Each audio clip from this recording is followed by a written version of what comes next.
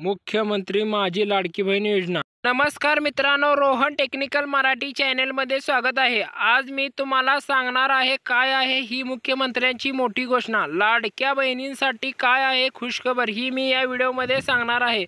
चला तर मग बघूया कोणती आहे ही खुशखबर। लाडकी बहीण योजनेचे नियम वय 21 ते 60 वयोगटातल्या महिलांना 1500 रुपये मिळालेले आहेत। नववा हप्ता आणि डिसेंबर महिन्याचा हप्ता सर्व महिलांना मिळण्यास सुरुवात झालेली आहे। तरी आपल्या खात्यात पैसे आले नसतील तर आधार कार्ड बँक अकाउंटशी लिंक करावे। लाडकी बहीण योजनेची खुशखबर सांगणार आहे।